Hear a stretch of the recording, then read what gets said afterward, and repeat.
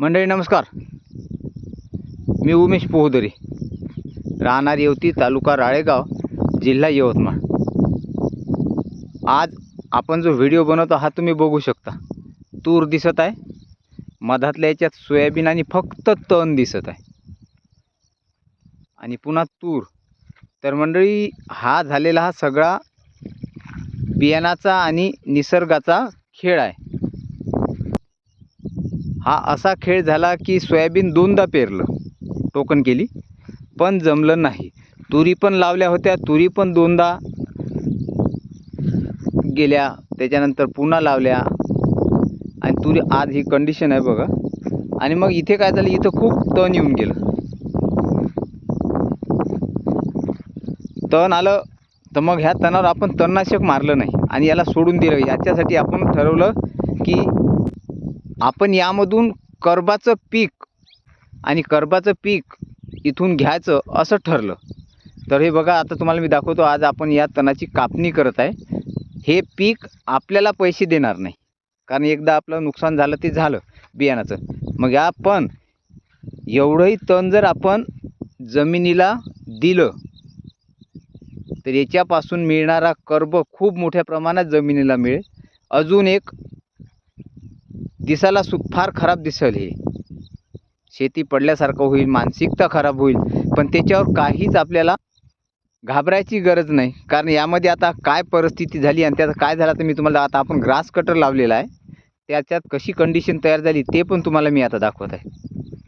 इथे बघा सोयाबीन आहे कुठे कुठे, पण हे काय असं कुठं हे असं झाले हे करतो. मग त्याच्या वाटणीचं आपण इथे कर्बाचं पीक घेण्याचं ठरवलं. आता हे तुम्हाला दाखवत आहे, कालपासून आपण कापत आहे, त्याच्यामध्ये मी तुम्हाला आता दाखवतो काय कंडिशन झालेली आहे. तुरीला एक छाटणी झालेली आहे, तुरी पण मागे पुढे आहे, तुरी पण अशा एक नाही जमल्या. ही बघा, ही मोठी आहे, ही दुसऱ्यांदा लावलेली, ती तिसऱ्यांदा लावलेली. म्हणजे यावर्षी जो त्रास झाला शेतीचा टोकन करण्याचा तो खूप मोठ्या प्रमाणात झाला. तरी पण आता बघा, हे या पद्धतीचं एवढा कर्ब जो आहे. त्या दिवशी इथे आपल्याकडे भरपूर शेतकरी आले. ते अंकुश पाटील सरांचा कार्यक्रम होता, त्या दिवशी खूप शेतकरी आले होते. त्यांना हे सगळं पाहताना खूप वेगळं वाटलं असेल, काय शेती. तर मी आता तुम्हाला कालची आम्ही जागा स्वच्छ केली ती दाखवत आहे.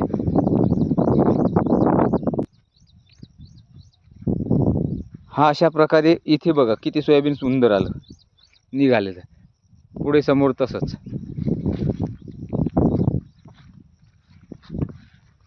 आणि हे बघा, इथे आपण तो कचरा कापलेला आहे.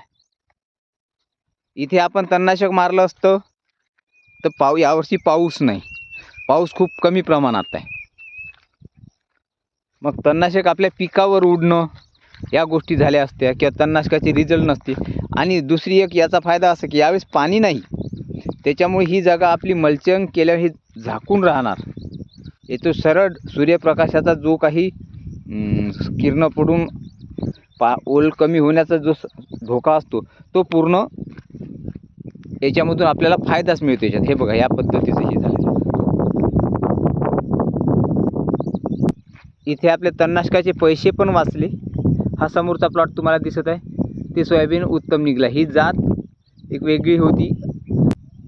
इथे आता फक्त तुरी. आता तो प्लॉट बघितला आणि हा प्लॉट बघितला, फरक वाटतो की नाही का आपल्याला. आता हे 1 तास कापायचं आहे बघा, हे कसं दिसत आहे. आणि हे आता हे कापण्यात जाईल. तर याला आपण सोयाबीन काढून मधातल्या बेडवर कर्बाची शेती अशी परिस्थितीनुसार तयार झाली. म्हणजे हीच जर पारंपरिकमध्ये असती तर आपलं खूप मोठं नुकसान झालं असतं. पण याच्यामध्ये आपल्याला पैसा जरी मिळत नाही, पण जमिनीला मात्र पूर्ण कार्ब मिळून आपला इथे फायदाच होतो. हे बघा, इकडे व्हेरायटी बदलली. हा लागलेला प्लॉट बघा, व्हेरायटी बदलली आणि इकडे व्हेरायटी ही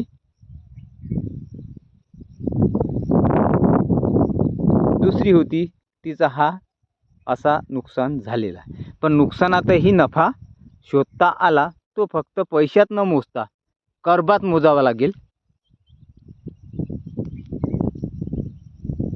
आता कोणतं यंत्र वापरलं ते कोणतेही वापरले ते दाखवतो. हा सोयाबीनवर मी दुसरा व्हिडिओ नंतर टाकणारच आहे. हा बघा फक्त. इथे आपण हे ग्रास कटरचा वापर केलेला आहे. आणि ग्रास कटरसाठी आपण जे लावलेलं आहे ते हे 2 नळ्या असते यानं कापल्या जाते. हे पूर्ण कचरा पूर्ण होऊन जातो. पूर्ण तण बारीक होते.